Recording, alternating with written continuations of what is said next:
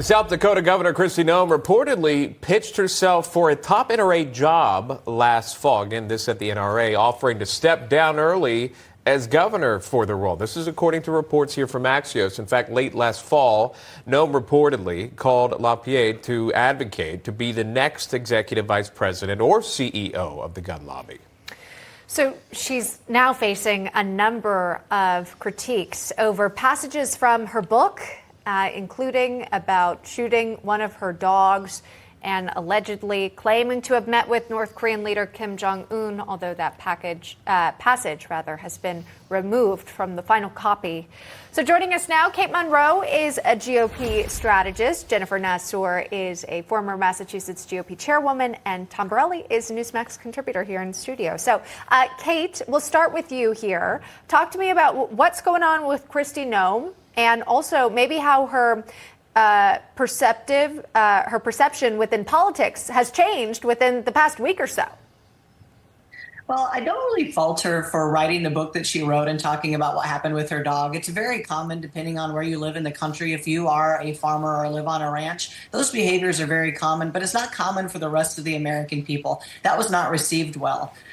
She herself has said, and her team has said, she's not trying to go after the NRA spot when clearly she is, even willing to step down from being governor. She was once considered for the VP role. I think she's a little all over the place. You need to stay the course, choose a lane, and go and see it to its end instead of trying to grab at straws, as so it would seem. And one candidate who hasn't really moved their position is RFK Jr. There is a new 30-minute spot featuring independent presidential candidate RFK Jr. reading attacks on himself. We have it. Watch. He is nuts and clearly disturbed. The Standard. He's angry. Vanity Fair. His own family hates him. The New York Post. He sounds like he's transmitting from another galaxy. He is so crazy, the New York Post. Kennedy is a humorless bully living in a paranoid fantasy, Vanity Fair. What the is wrong with Bobby Kennedy? Well, much of the rest of this video is narrated by actor Woody Harrelson, who attempts to reintroduce RFK Jr. by painting him as an environmentalist, an outdoorsman, ready to take on corporate interest.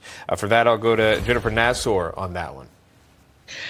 You probably saw me hysterically laughing as you were showing that. I mean, he talk about thinking outside the box. I don't know what he's thinking about this. It is humorous, but it's to his disadvantage and not to his advantage. He's just not coming off seriously. And I think, if you want to do this, you could do it as part of a little Twitter thing and have it and make fun of it, but not as part of a big ad campaign. And so, I think really what he needs to get out there is why he's different from Trump and Biden, what he has to bring to the table, and why he should be on the ballot and win voters' votes and not do this little stunt.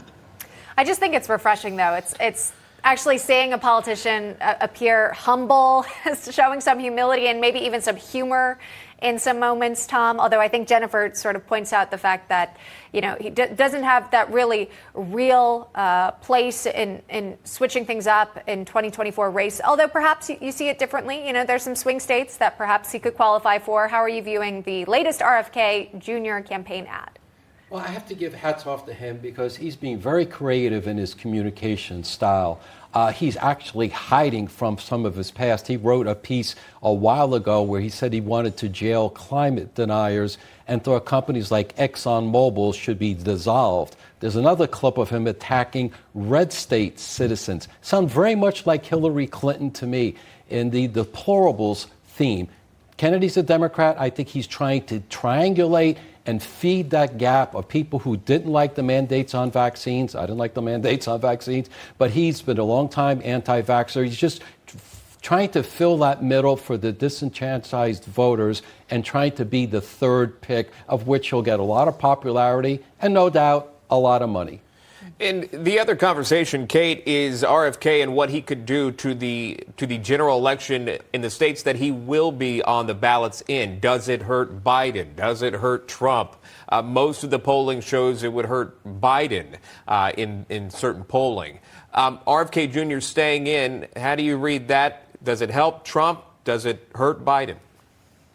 I think at the end of the day, it's going to help Trump because he, after all, is running as a Democrat. He is a Democrat. I think all of the younger generation who that kind of humor resonates with, anybody who's looking for a different option, I don't think anybody's really very happy with Biden. I think it definitely will chip away at any onslaught that Biden could have ever had toward Trump. So I see it as a win for Trump.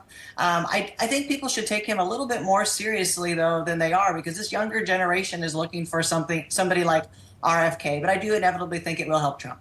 Yeah, absolutely. And as everyone pointed out, you got to look at actual campaign policies and maybe not just, sort of fun, lighthearted advertisements, as you should with every candidate. Be an informed voter, but you don't need me telling you that.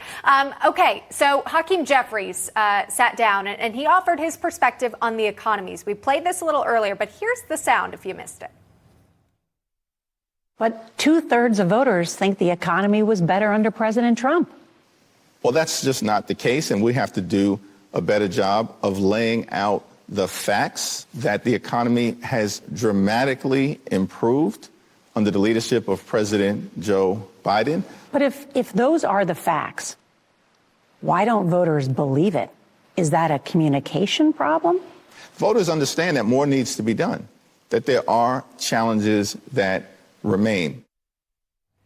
And Jennifer, voters also pay their grocery bills and they see what's charged on their credit card. I mean, what's going on? Is this just media spin that we're hearing from the minority leader?